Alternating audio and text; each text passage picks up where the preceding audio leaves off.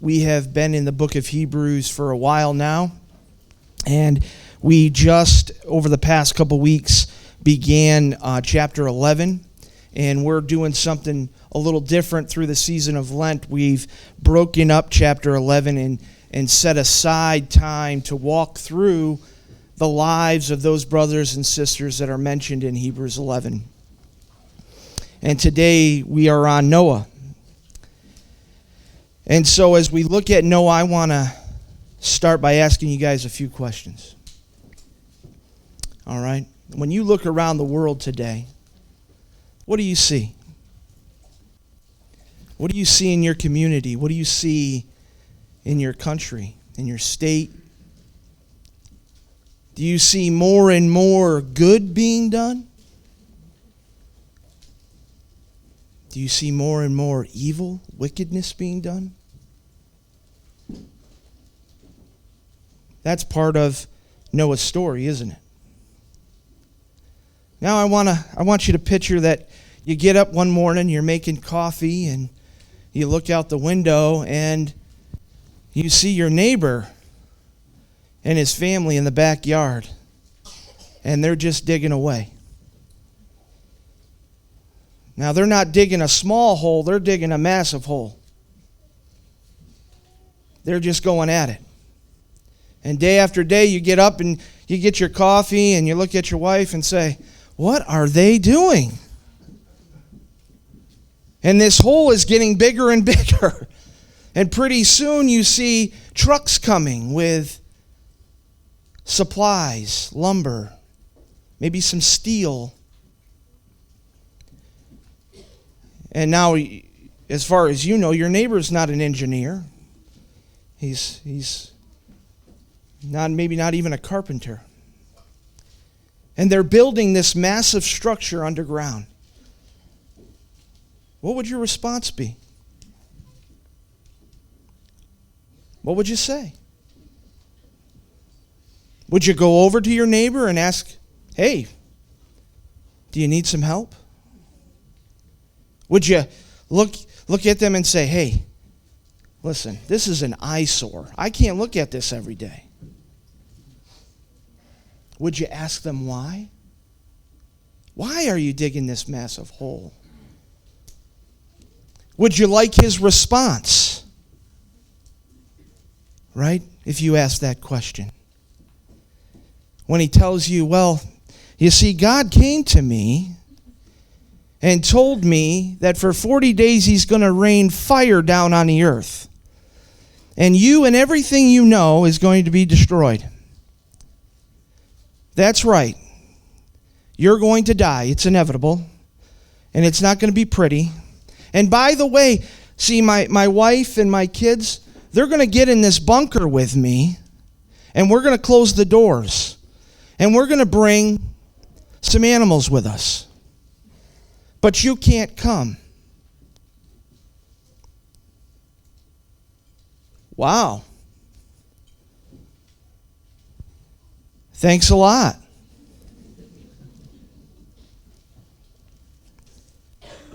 What if you were the neighbor? What if you were the neighbor digging the hole with your family? With your kids looking at you like, "Dad, do we have to do this again today? What are we doing? Are you sure God's going to do this?"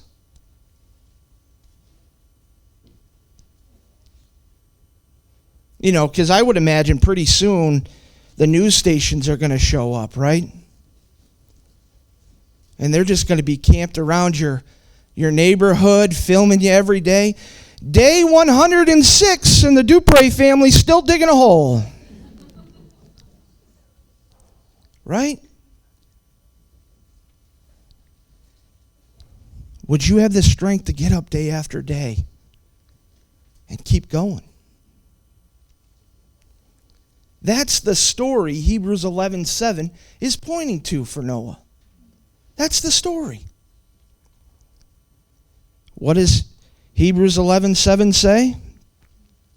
By faith Noah, being warned by God concerning events as yet unseen, in reverent fear constructed an ark for the saving of his household.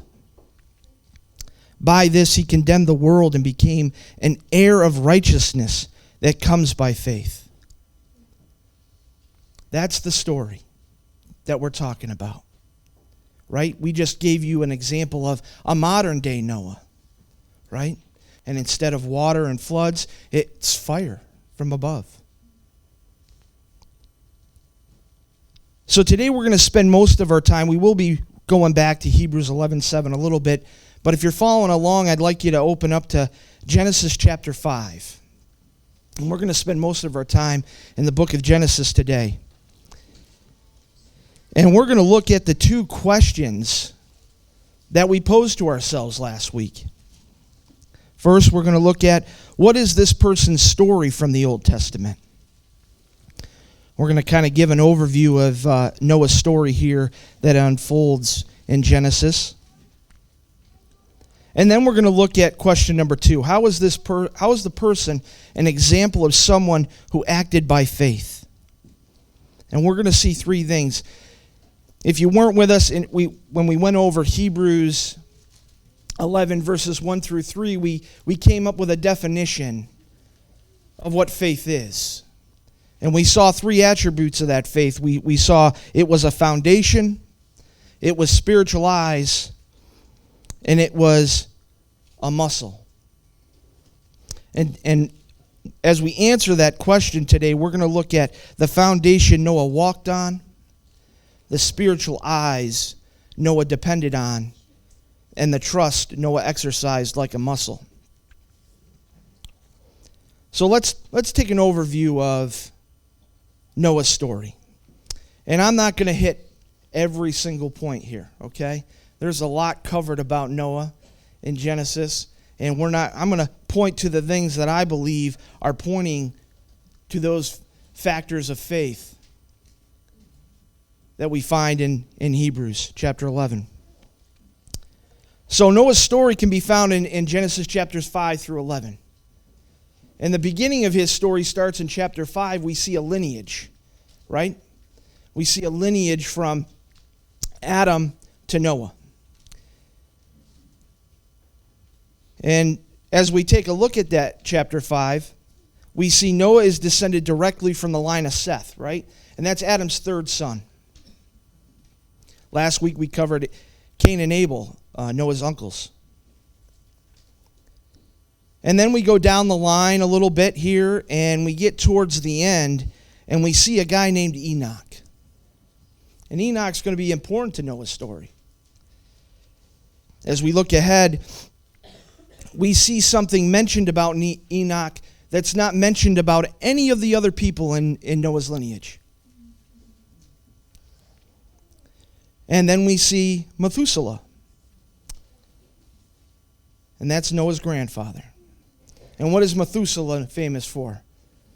He lived the longest out of anybody's ever lived, right? And then we see Noah's father, Lamech.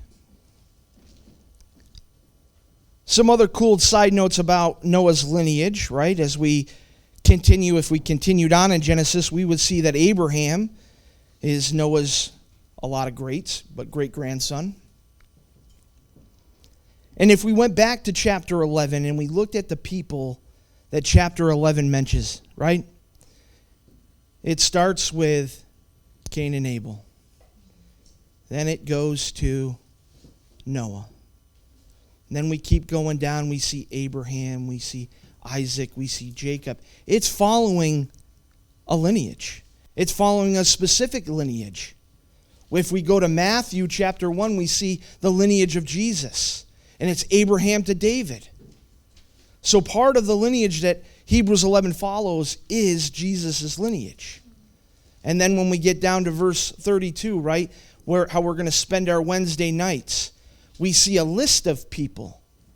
And we're going to be talking, as Lent starts February 22nd, about those people, taking each Wednesday night through Lent to review their lives and how faith applied. But then it kind of splits off when we get to that verse 32, right? It's not a direct line to Jesus, but it's in the same lineage, same family. I thought that was a cool side note. So Noah's lineage becomes very important as we're talking about faith in Noah's story. And then we got to take a look at the time Noah lived in, right? Noah lived in a time when the wickedness of man was great in the earth. But then we come to Noah, and he's different. You see, Noah was found to be a righteous man, blameless in his generation. And I don't think that means Noah was perfect, because there is no perfect man. But I believe because of the way Noah lived his life and who he lived it for, it made him different in a world that was filled with wickedness. He stood out. He stood out not only to God, but the world. So the time Noah lived in becomes very important. The third thing I think that's important in Noah's story is what we most know him for, right? I see one little new one, right? What's the most popular thing to do for a nursery? Noah's Ark. Oh, it's so cute. You know, we're going to fill the little stuffed boat with a bunch of animals, but that's what Noah's known for, right? He builds a massive boat, gets shut in, though everyone dies in the world, and then he gets off the boat, and him and his sons and their wives are the only people left on earth. Why Hollywood hasn't capitalized on this more, I don't know why. Right? That's a post-apocalyptic bestseller. Come on. He's known for building the ark. But the timing of all this becomes very important. And I'm not a mathematician, okay? Full disclosure, in first grade I failed math, all right? So I'm not a mathematician. I don't like math. So doing my best to try to figure it out myself and relying heavily on other brothers and sisters, commentators, we have some approximate time frames of how long it took to build the ark, how old was Noah when God came to him and commanded him to build the ark, when did the flood begin. This all becomes important.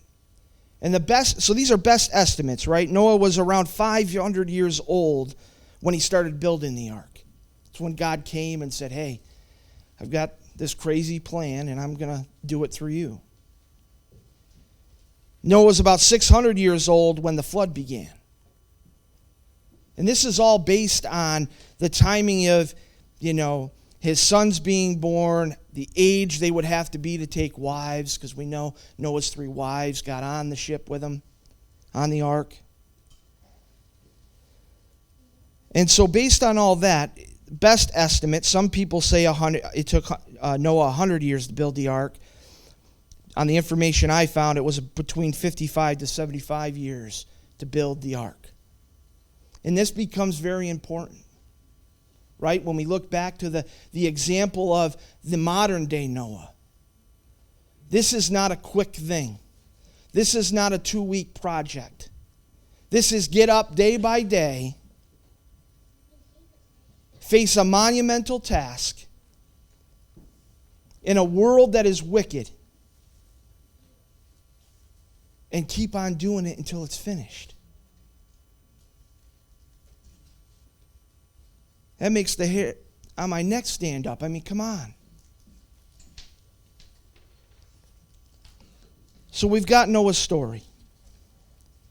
And now we want to look at, how is this person an example of someone who acted by faith?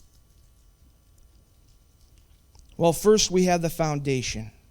And I believe we see the foundation that Noah walked on. And I think Noah's foundation can be summed up in 3 words. Walked with God. Those are powerful words. Amen. Walked with God. And we gotta come back to Enoch, Noah's great-grandfather. Let's take a look. Genesis chapter 5, 21 through 24. What does it say? When Enoch had lived 65 years, he fathered Methuselah. Enoch walked with God after he fathered Methuselah 300 years and had other sons and daughters. Thus all the days of Enoch were 365 years. Enoch walked with God, and he was not, for God took him. We come back to this lineage and we see, starting with Seth, Adam's son, not one person does it say he walked with God until it gets to Enoch. That's important. So there's something different about Enoch. I love that it says, and Enoch walked with God after he fathered Methuselah 300 years. This is a walking through life with God, one day at a time. Let's not make that too simple. Let's not overlook that. That means something to us. He walked with God day by day.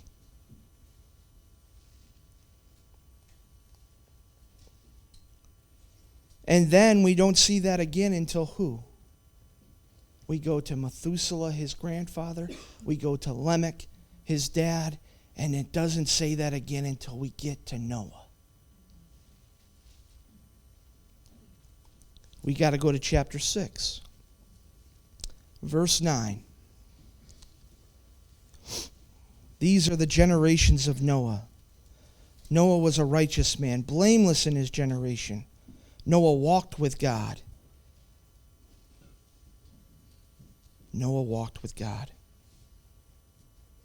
So what is it talking about here? Walked with God. Those words here in Genesis mean of companionship, together with. That's a relationship. When you walk with something or with someone day by day, that's a relationship. What are you doing if you're married? What are you doing with your husband and wife right now? Walking day by day with them, right?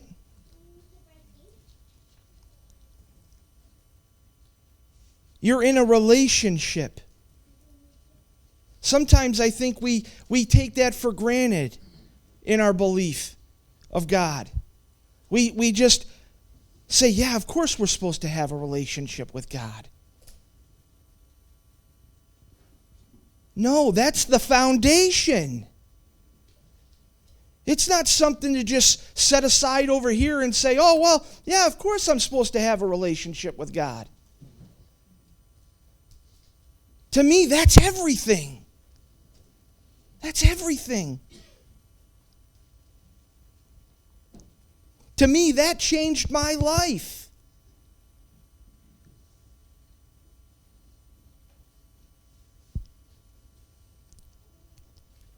And that relationship is important because of the who it is with.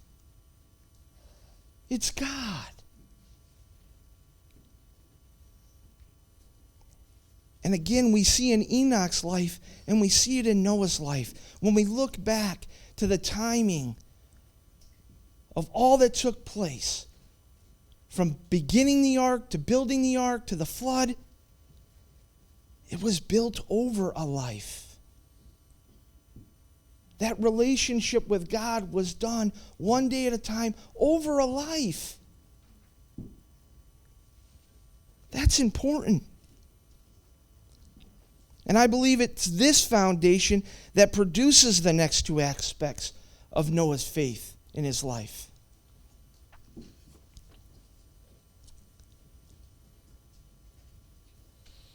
It gave Noah spiritual eyes that he depended on. Hebrews 11:7 says, by faith Noah, being warned by God concerning events as yet unseen. So what was Noah warned of? Let's go back to Genesis 6:5. And let's just take a look at what God is seeing in the world. The Lord saw that the wickedness of man was great in the earth, and that every intention of the thoughts of his heart was only evil continually.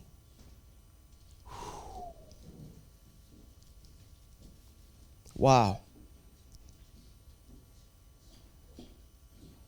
Those words, and that every intention of the thoughts of his heart was only evil continually. Whoa. You know, this brings up something I've been thinking about a lot. One of my favorite people to listen to is Paul David Tripp. And he's always talking about how the greatest worry he has for the church today is that they will choose themselves over everything else. I think that's what God is getting to here at this time frame. Their hearts were for themselves. Everything else was better than God. Their hearts were empty of God. Every desire they wanted, everything was about me. The right to self. This is the time frame Noah lived in. Think about that.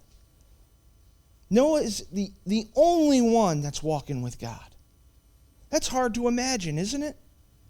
As we sit here today as followers of Jesus, can you imagine being in a time and a space where you're the only one that looks to God, that spends time with Him, that has a relationship with Him? You think it's hard going to work every day following Jesus at your job right now. What if you don't have anybody but God? That's the state Noah's in here. And it was because of this wickedness that Noah is warned of events yet unseen. See, Noah was able to see through God's eyes and see what he was seeing because he was walking with Him. But now God's going to tell him something that hasn't happened yet. Genesis chapter 6, let's look at 13 through 22.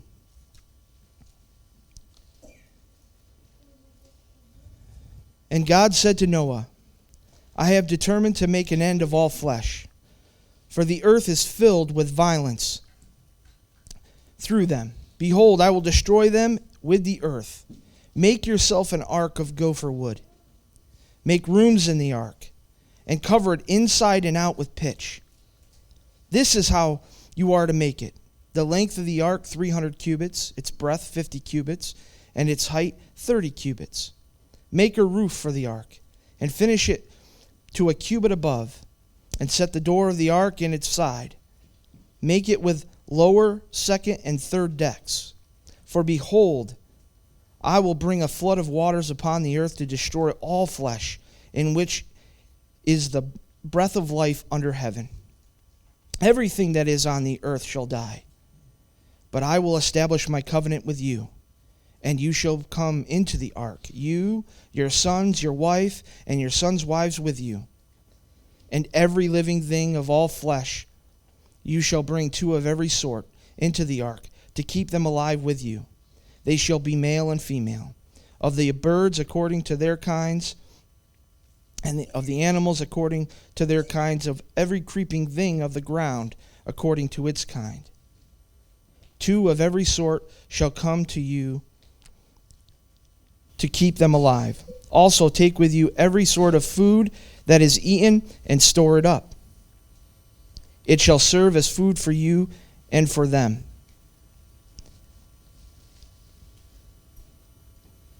What do we see here? Take a minute. Put yourself in Noah's shoes. I don't think we do this enough with our brothers and sisters in the Bible. Put yourself in their shoes. God comes to you and says, hey, I want you to build a yacht. I want you to put 2 of every animal on it, gather a lot of food, and you're the only one that's going to be left alive on earth. What do?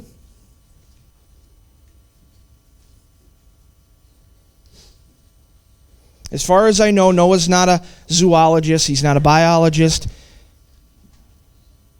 I don't even know if he's a craftsman. I'm not a handy guy. I'd be afraid to do something like this. I'd be scared to death. I'd look at God and be like, really? I can't even hang a picture.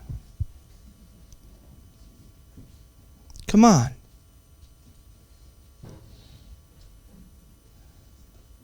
And you might be sitting in your seat going, yeah, Josh, we've heard this 100 times. We've heard this story 100 times. I get it. It was monumental. Do you get it? Seriously, brothers and sisters.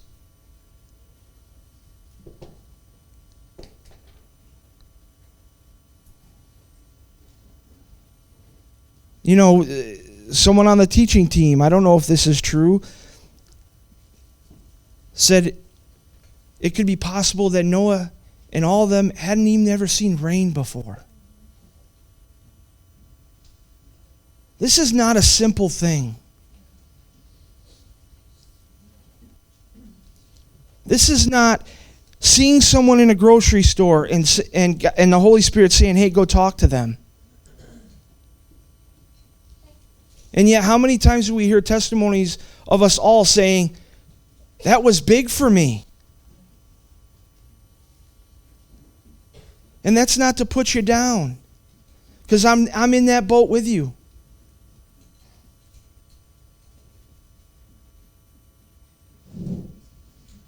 This is making something massive with tools that they don't have today. The first question I would have asked, right? How are the animals getting here? What do I feed them?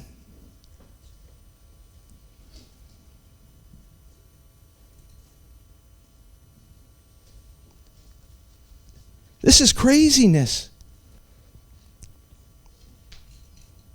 This is beyond courage. It's beyond explanation, right?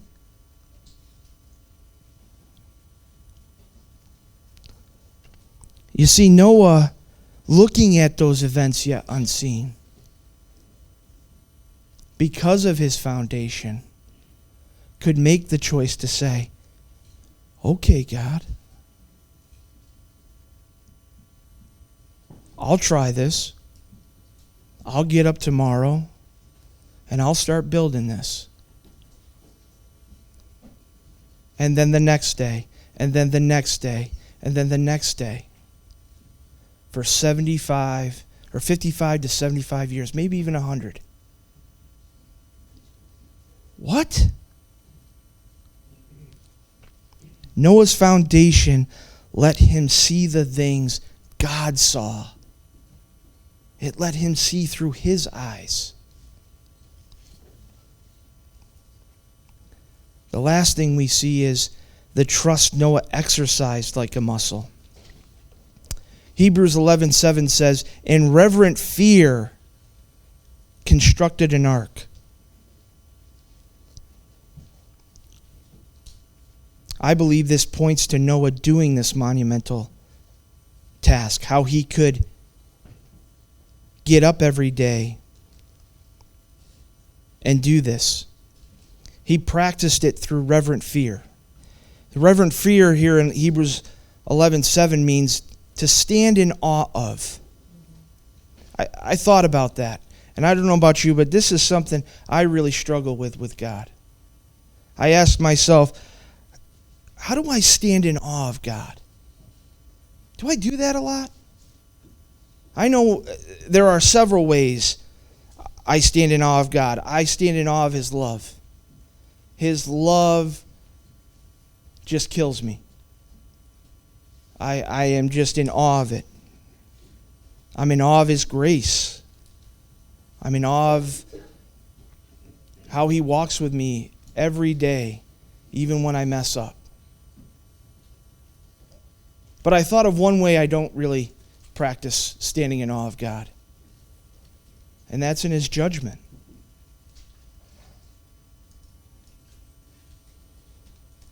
Every person on the earth is about to die except for Noah.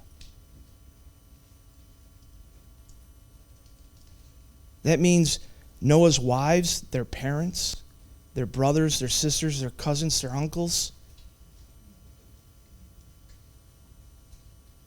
They're getting on, but the rest of them aren't. Do you think that's fair?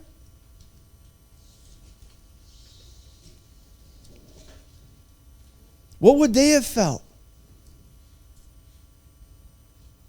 Looking at their family members, knowing they're never going to see them again.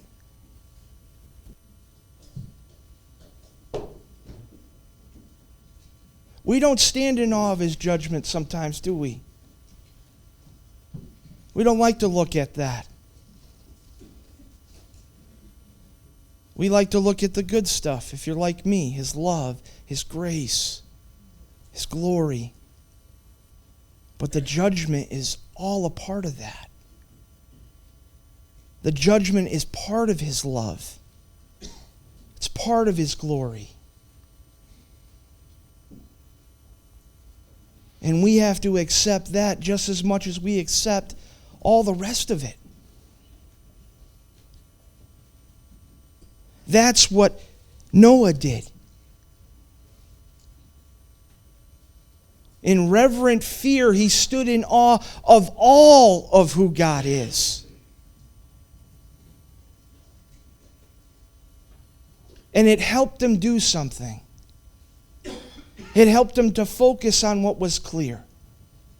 Right? Because God has given him a monumental task, but as we saw in verses 13 through 21 of chapter 6, they were specific, right?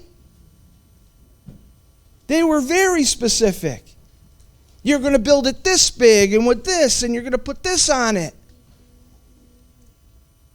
It allowed him to say, I'm going to focus on what God has made clear. I may not have seen it yet, right? But He's made it very clear what He wants me to do. He didn't ask the questions I would ask. He didn't ask, how are the animals going to get here? How do I feed them? I don't know what a hippo eats. I could guess.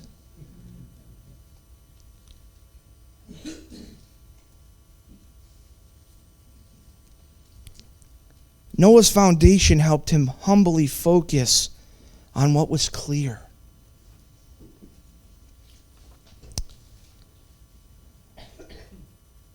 So, how do we answer this second question? Noah's foundation was a daily relationship with God. That foundation helped him to see what God saw. And that foundation helped him to focus on what was clear. So what's the take home for us? What can we take home in all of this from Noah? Well, first, I think we have to look at the second half of Hebrews 11:7. The second half of Hebrews 11:7 is what Noah's faith produced in his life. It says, by this he condemned the world and became an heir of righteousness that comes by faith. And I think the key word here is condemned. When we hear that word condemned, is that a warm and fuzzy word? When you hear someone condemn someone else, do you get excited and go, "Ooh, that's a good word"? No. It doesn't mean what we think it means. Listen to what it means here. By one's good example. By one's good example to render another's wickedness the more evident and censurable.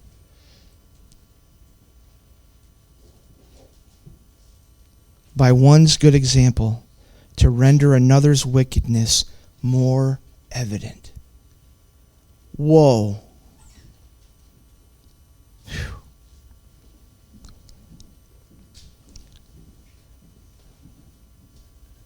You see, the foundation, the spiritual eyes, the muscle that Noah's faith produced an example. That is the thing that Noah acted in faith the most of. It wasn't obedience, it was an example. He was an example of something different.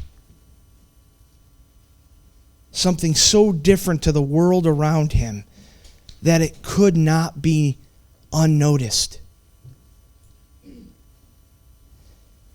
Noah becomes what we see in Matthew 5:14-16, when Jesus says, "You are the light of the world. A city set on a hill cannot be hidden, nor do people light a lamp and put it under a basket, but on a stand, and it gives light to all in the house. In the same way, let your light shine before others, so that they may see your good works and give glory to your Father who is in heaven."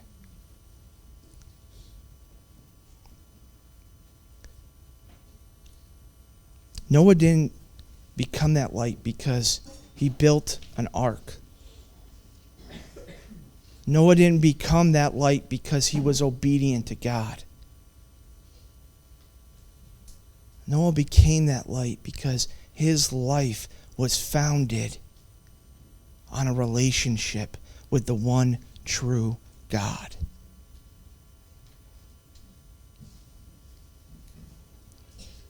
It was a life spent with and devoted to the one true God. He was an example in a world filled with people who only wanted themselves. That's who Noah became. He did that for 500 years. 500 years he did that, one day at a time. And then God said, "Hey, you're different. I want to use you." Wow. I want to leave you with this quote from Oswald Chambers, which I think sums it up so well, of the example Noah was and the example we can be. Oswald Chambers says, "But it does require the supernatural grace of God to live 24 hours of every day as a saint, going through drudgery and living an ordinary, unnoticed, and ignored existence as a disciple of Jesus. It is ingrained in us that we have to do exceptional things for God, but we do not. We have to be exceptional in the ordinary things of life and holy on the ordinary streets among ordinary people. And this is not learned in 5 minutes." That's who we are. We're first and foremost followers of Jesus, His disciples. Let's pray. Abba, thank you. Thank you for this example from our brother Noah. A life lived one day at a time. And as I think about Noah and the world around him, there are a lot of ways we can relate. There are a lot of things that probably on a daily basis brought worry and doubt and fear and bogged Noah down, just like it does for us. I pray as we consider this example, as we consider the foundation in our own life, how we want to see the world around us, how we want to give our hearts to you and follow you. I know there's a lot of different things that can get in the way. So I pray this week, I pray that the walls we may have built around our hearts, the chains that may ensnare us, that you would break them down. That you wouldn't allow us to be ensnared this week, to be taken over by the things that get in the way of a relationship with you. That we would get up one day at a time this week. We would look to you. We would talk to you. We would open up this word that you've given us to show us who you are.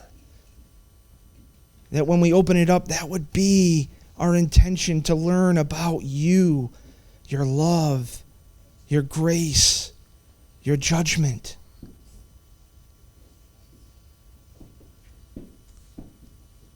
That would fill us each and every day to walk into the stores, the jobs, our home, seeing things the way you see them.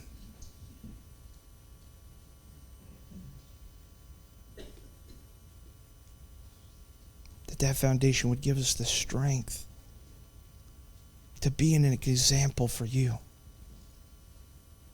to be that light, because it is you that makes us that light. We ask this all in Jesus' name. Amen.